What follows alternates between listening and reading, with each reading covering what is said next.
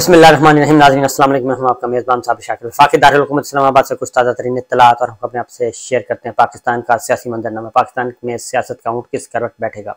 पाकिस्तान में सियासत का ऊँट बैठना चाहता है, बैठने की कोशिश करता है, लेकिन उसको कोई बैठने नहीं दे रहा। उसकी वजह यह है कि कुछ लोग हैं जिनको ज़ाती इख्तियार, इक़्तिदार और मफाद का मसला है। वो अपनी सर्वाइवल के लिए पाकिस्तान के मफादात को और पाकिस्तान की खुशहाली को, पाकिस्तान के अमन व अमान को कुर्बान कर रहे हैं। न सिर्फ ये कर रहे हैं बल्कि पाकिस्तान के आइन को भी पामाल कर रहे हैं, अदालती फैसलों को पामाल कर रहे हैं, जमहूरियत को बर्बाद कर रहे हैं। और वो हैं चंद मुट्ठी भर लोग, गिनती के चंद लोग हैं जिनको ज़ाती इख्तियार, इक़्तिदार और मफाद का मसला है। कुछ चीज़ें और भी सामने आई आपसे डिस्कस करता हूँ और अहम खबरें आपसे शेयर करता हूँ, क्योंकि एक जुमला आया है कि जरदारी को पंजाब में घुसने नहीं देना। जरदारी को पंजाब में घुसने नहीं देना, मैं तो एक अदब एहतराम से नाम लेता हूँ, लेकिन एग्जैक्ट यही जुमला है। ये जुमला किसने बोला, कहाँ बोला, कैसे बोला, ये भी आपको बताता हूँ। और क्या क्या ऑफर्स की जा रही हैं दरपर्दा और मुख्तलिफ लोगों को। और ये जो ग्रुप्स मुख्तलिफ मारिज़ वजूद में, अभी मारिज़ वजूद में नहीं आए बल्कि फिर रहे हैं, दरबदर हैं, और कभी इधर कभी उधर, और ये सारा कुछ कर रहे हैं। 3, 4, 6 ग्रुप इस वक्त मौजूद हैं और सारे के सारे सियासी यतीम हैं और किसी को समझ नहीं आ रहा कि वो किस घोंसले में जाके बैठें, क्योंकि जिस घोंसले में भी जाके बैठने की कोशिश करते हैं वो घोंसला लेके आगे चले जाते हैं और इनको समझ नहीं आ रही। दूसरी जानिब आसिफ अली जरदारी साहब पहुंच चुके हैं लाहौर, हंगामी तौर पे। क्यों पहुंचे उसकी भी ज़रा डिटेल बताता हूँ, लेकिन सबसे पहले इमरान खान साहब की सूरत हाल पहले बताते हैं जी कि इमरान खान साहब पीछे हटने के लिए तैयार नहीं है। उन्होंने अपने आप को रीअसेंबल किया है, रीऑर्गेनाइज किया है और चीज़ों को सोचा है, समझा है, और जो 9 मई की डस्ट थी वो बैठ चुकी है। और अब 9 मई के हवाले से इमरान खान साहब बड़े फ्रंट फुट पे आने की तैयारियां कर रहे हैं। अगर किसी का ख्याल था कि 9 मई के हवाले से जो कुछ एक माहौल बनाया गया 9 मई के बाद, तो उस माहौल में कोई भी बोलेगा नहीं, तो ये गलतफहमी साबित हो रही है। उसकी वजह यह है कि लोग जो हैं वो अब बोल भी रहे हैं और मुख्तलिफ पैकेजेस बना के, मुख्तलिफ शॉर्ट्स लेके, मुख्तलिफ फुटेजेस लेके वो ये साबित कर रहे हैं कि 9 मई का जो है फॉल्स फ्लैग ऑपरेशन था और ये सोशल मीडिया पे, डिजिटल मीडिया पे और गर्दिश कर रहा है। उसमें बहुत सारी चीज़ें, क्योंकि जो लोग कोर कमांडर हाउस में जो 2 आदमी लोगों को लेके गए, जिन्होंने दरवाज़ा खुलवाया, सब कुछ किया, वो कहाँ हैं, उनका अभी तक कुछ पता नहीं है। अगर वो सामने आ जाए तो मेरा ख्याल है बेहतर होगा। और उसकी एक और भी बता दूं कि जी मिलिट्री इंटेलिजेंस इस बारे में उनकी क्या रिपोर्ट है 9 मई के हवाले से, ISI की क्या रिपोर्ट है, और फौज की एक इंटरनल रिपोर्ट वो क्या कहती है, IB की क्या रिपोर्ट है, और पंजाब गवर्नमेंट की क्या रिपोर्ट है। क्योंकि इंटरनली सब ने अपनी अपनी रिपोर्ट्स भेजी हुई हैं। वो तमाम की तमाम अगर रिपोर्ट्स ही शेयर कर ली जाएं और उसके बाद ही सबको अंदाज़ा हो जाएगा कि असल माजरा क्या है।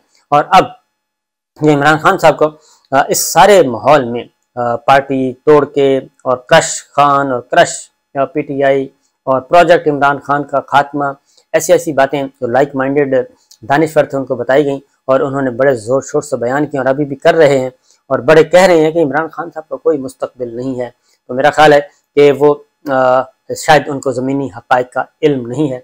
ज़मीनी हक़ाइक़ का इल्म हो तो हो सकता है कि वो ये बात कभी भी ना करें कि इमरान खान साहब जो हैं वो उनकी सियासत ख़त्म हो चुकी है, या वो सियासत का सफ़ा, उनका सियासत के बाब से उनको गायब कर दिया गया। ये मुमकिन नहीं है, क्योंकि कुछ खान साहब ने ऐलान किए हैं और उन्होंने अपनी इंफॉर्मेशन शेयर की, वो भी आपको बताता हूँ। इस वक्त सिचुएशन क्या है, पार्टी की सिचुएशन क्या है, पाकिस्तान तहरीक इंसाफ की सिचुएशन क्या है। मियां महमूद रशीद साहब मौजूद, आलिया हमजा के बारे में बता दूं कि खातून है लेकिन वो डटी हुई हैं और उन पर भी जुल्म हो रहा है। उनका कोई पता नहीं है कि वो किधर हैं, कैसी हैं। एजाज चौधरी साहब, सेनेटर एजाज चौधरी साहब हैं, यास्मीन राशिद साहब हैं, अली मोहम्मद खान दोबारा गिरफ्तार, शहरियार अफरीदी दोबारा गिरफ्तार, आतिफ खान का घर तोड़ दिया गया, नसरुल्लाह दरेशक साहब का घर तोड़ दिया गया।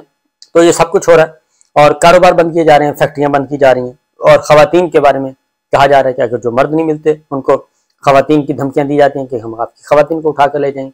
मियाँ असलम इकबाल साहब के भाई को मियाँ अकरम इकबाल को उठा कर ले गए। और ये सारे का सारा एक फाशिस्ट तर्ज हुक्मरानी जो है वो मुसल्लत किया जा रहा है। कल शहबाज शरीफ साहब ने एक ट्वीट की और वो ट्वीट उन्होंने उस वक्त की जब नवाज शरीफ साहब ने कह दिया और दूसरी तरफ से भी संदेशा आ गया कि नहीं जनाब, मुज़ाकरात का कोई मसला नहीं है, हम आपके साथ हैं। ये क्योंकि इस वक्त मरीम साहिबा एक बात कर रही हैं। मरीम साहबा कह रही हैं कि एक चीफ हमारा आ चुका है, दूसरे चीफ का इंतज़ार है, और दूसरा चीफ जैसे ही आएगा सूरत हाल मुकम्मल तौर पे हमारे कंट्रोल में आ जाएगी। ये मैं नहीं कह रहा, ये मरीम साहबा कह रही हैं, और उनकी तरफ से और मुस्लिम लीग नवाज़ की तरफ से। और क्योंकि जावेद लतीफ़ साहब बहुत ही बाखबर और मरीम साहबा के बहुत ही करीब समझे जाते हैं, उन्होंने कल एक प्रेस कॉन्फ्रेंस की। उन्होंने कहा कि उन्होंने कहा कि काजी फाइज ईसा साहब, जस्टिस काजी फाइज ईसा साहब आके हमें इंसाफ देना चाहते हैं। जस्टिस काजी फाइज ईसा साहब जब चीफ जस्टिस बनेंगे तो वो चीफ जस्टिस बन के हमें इंसाफ देना चाहते हैं, और इसलिए उनके खिलाफ लॉबी जो है वो काम कर रही है। जस्टिस काजी फाइज ईसा साहब को जब पार्लियामेंट बुलाया गया था और वहाँ पे उनके मामला तय करवाने की कोशिश की गई थी, जो कि मुस्लिम लीग नवाज़ के ज़राए भी कहते हैं और पाकिस्तान पीपल्स पार्टी के ज़राए भी कहते हैं कि क्योंकि आसिफ अली जरदारी साहब के खिलाफ जो मेमो ग्रेड था उसकी तहकीकाती कमीशन के सरबराह काजी फाइज ईसा साहब थे, और एक जुमला आया है, वो जुमला ये है कि हम सलमान शहबाज साहब ने रब्ता किया। सलमान शहबाज साहब ने कुछ पॉलिटिकल ग्रुप्स के साथ रब्ता किया और उन्हें कहा कि आप हमारे साथ आएँ, हम इकट्ठे चलते हैं। लेकिन हमने ये मरीम साहबा का मैसेज है कि हमने जरदारी को पंजाब में घुसने नहीं देना, और इसको पंजाब में इसका जो ख्वाब है वो पूरा कभी भी नहीं होगा। और इसीलिए जो मैं कहता हूँ कि तख्ते लाहौर की कहानी ये चल रही है। जरदारी साहब ने इस वक्त फौरी उड़ के आए हैं लाहौर से, लाहौर लैंड किया है स्पेशल चार्टर्ड तैयारी के ज़रिए। तो उसमें उसका आने का मकसद भी ये है कि पंजाब की जो बंदरबांट है तख्ते लाहौर का फैसला होना है कि तख्ते लाहौर किसके पास जाएगा।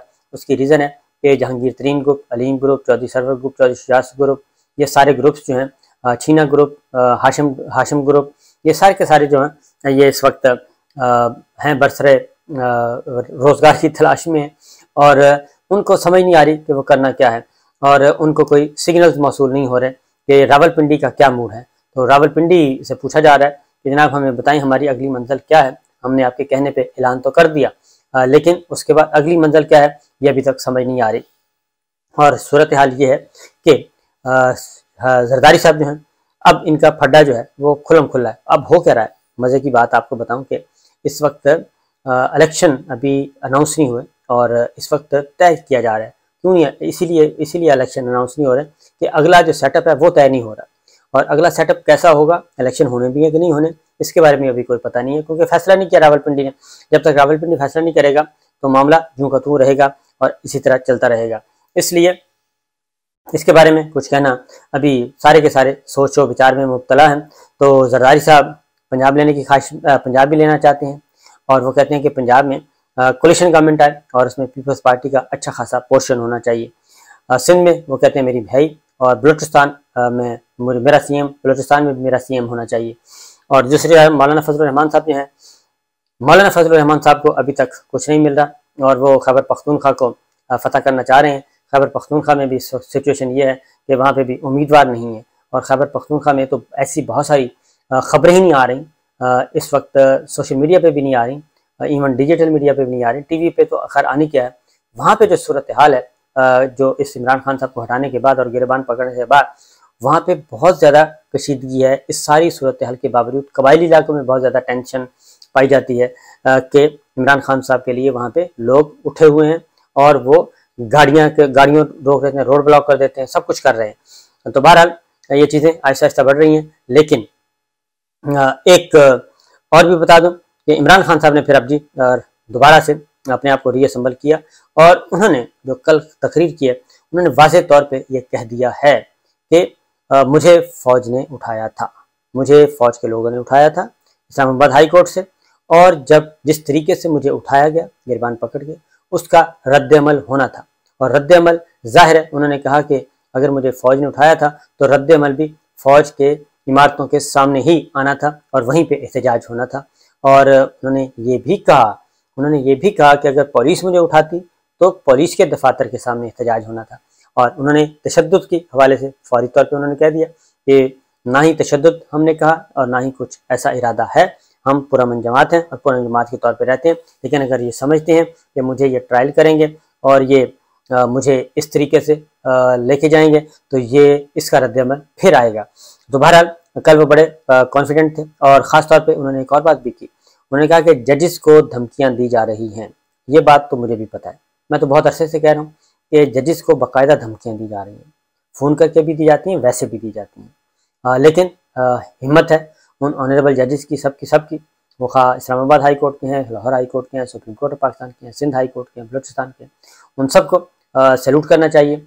और ख़ासतौर पर मातहत अदलिया जो डिस्ट्रिक्ट कोर्ट्स हैं उनको भी, कि वो किस मुश्किल में इतना काम कर रहे हैं।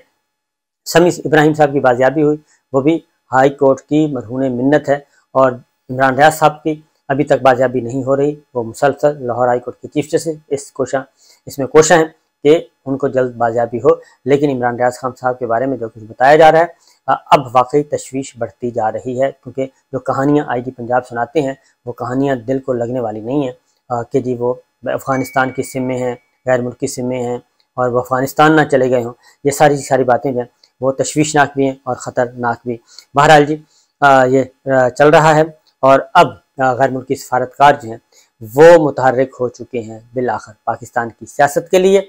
और चूँकि बुनियादी इंसानी हकूक़ का मामला इस वक्त तक अक़वाम मुत्तहिदा में भी उठाया जा चुका है और वाशिंगटन में भी, न्यूयॉर्क में भी, और यूरोपीय यूनियन भी उठा चुकी है और दीगर आलमी इंसानी हकूक़ की तंजीमें और आलमी सहाफ़ती तंजीमें भी अब मैदान में हैं पाकिस्तान की सूरत हाल के बारे में। और वो मुसलसल ख़तरनाक और संगीन सूरत हाल से आगाह कर रहे हैं। और इमरान रियाज साहब को अब जब कहा जा रहा है कि उनके लिए अब बाहर से भी आवाज़ें उठाना शुरू हो रही हैं कि उनको भी रिहा किया जाए। बहरहाल बहुत सारी चीज़ें जी, बहुत कुछ चल रहा है और गैर मुल्की सफारतकार मुतहर्रिक हो चुके हैं सिचुएशन पे जो इस वक्त चल रही है। और ऑस्ट्रेलियन हाई कमिश्नर कल उन्होंने पहले मरीम साहबा से मुलाकात की, फिर उनकी जहांगीर तरीन साहब से मुलाकात हुई और इमरान खान साहब से मुलाकात हुई। और इमरान खान साहब ने इन डिटेल उनको सारी सूरत हाल डिस्कस हुई। पाकिस्तान में इस वक्त जमहूरियत को बर्बाद किया गया, बुनियादी इंसानी हकूक़ को पामाल किया जा रहा है और सिक्योरिटी के इश्यूज़ और जिस तरीके से सियासत और जमहूरियत को दबाया जा रहा है, आइन को पामाल किया जा रहा है, ये सारी की सारी सूरत हाल जो है ऑस्ट्रेलियन हाई कमिश्नर के साथ डिस्कस हुई। अब ऑस्ट्रेलियन हाई कमिश्नर साहब खुद आए हैं या फिर इनको किसी बड़े ने भेजा है। मेरी इत्तला ये है कि किसी बड़े ने ऑस्ट्रेलियन हाई कमिश्नर साहब को जिम्मे लगाया कि हम दरमियान में आए तो एक बहुत हाइप क्रिएट हो जाएगी और हम न्यूट्रली रहेंगे, आप ज़रा जाएं और जाके तीनों की सूरत हाल सुने भी और सुनाएं भी। तो अब मुतहर्रिक हो चुका है मामला और गैर मुल्की सफारतकार भी मैदान में आ चुके हैं। तो देखना यह है कि ये सारी सूरत हाल किस तरफ जाती है। उसकी वजह यह है कि चीज़ें कोई अच्छाई की तरफ नहीं जा रही, बल्कि पूरी दुनिया में हम बदनाम हो रहे हैं और बड़े बुरे तरीके से बदनाम हो रहे हैं सारे के सारे मामले में। उसकी रीज़न बड़ी क्लियर है कि पाकिस्तान पे नज़रें लगी हुई हैं बुनियादी इंसानी हकूक़ के हवाले से। जिस तरीके से लोगों को बेइज्जत किया जा रहा है, बेतौकीर किया जा रहा है और हज़ारों कैदी, 12-14 हज़ार कैदी जो हैं वो जेलों में मौजूद हैं। तो देखते हैं ऑस्ट्रेलियन हाई कमिश्नर अपनी रिपोर्ट कैसे भेजते हैं और किस तरीके से भेजते हैं, क्योंकि मामला अभी ख़त्म नहीं हुआ, मामला गेम ऑन है और इसी महीने में सब कुछ तय होना है। और कहीं कभी बातें, धमकियाँ, मार्शल लॉ की धमकियाँ भी दी जा रही हैं। ये भी आपको बता दूं कि मार्शल लॉ की धमकियाँ भी दी जा रही हैं। इजाज़त दीजिए, अल्लाह हाफ़िज़।